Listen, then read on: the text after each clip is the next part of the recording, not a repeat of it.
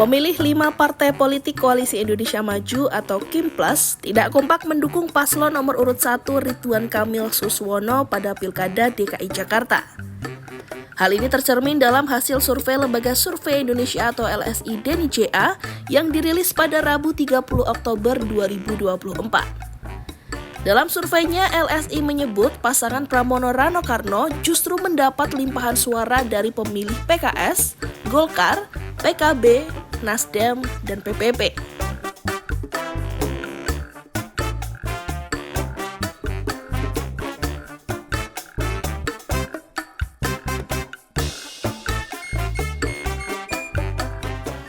PKS misalnya sebanyak 33,3%, akar rumputnya memilih paslon nomor urut 3 Pramono Anung Rano Karno.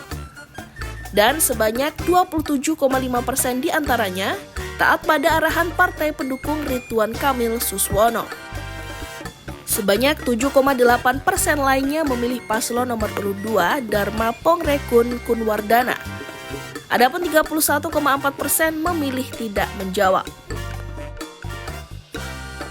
Demikian pula yang terjadi pada akar rumput KIMPLAS lainnya, yakni Golkar, PKB, Nasdem, dan Demokrat.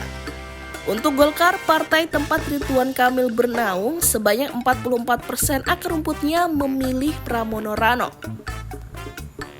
Hanya 36% yang menyatakan memilih Ridwan Kamil Suswono. Sementara 16% tidak menjawab. Lalu Nasdem angkanya juga tak terlalu berbeda.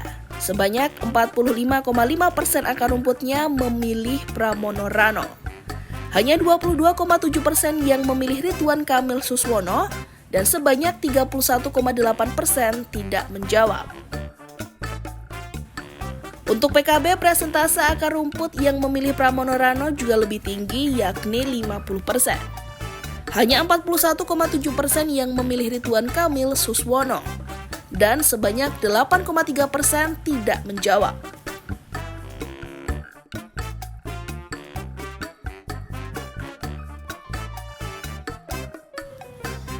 Lantas, partai politik mana yang akar rumputnya mendominasi pemilih Ridwan Kamil dan Suswono? Menurut LSI DNIJA, pemilih pasangan Ridwan Kamil Suswono didominasi oleh masyarakat yang memilih Gerindra, PAN, PSI, Perindo, Gelora, dan Garuda.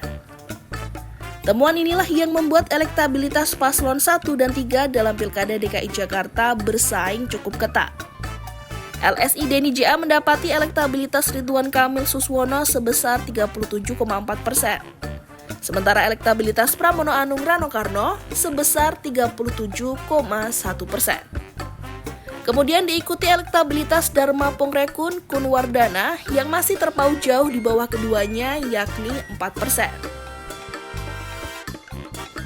Untuk diketahui, survei ini dilakukan pada 16-22 Oktober 2024 dengan melibatkan 800 responden. Ratusan responden tersebut merupakan seluruh WNI di DKI Jakarta, Jawa Tengah, dan Jawa Timur yang telah berusia 17 tahun ke atas atau sudah menikah.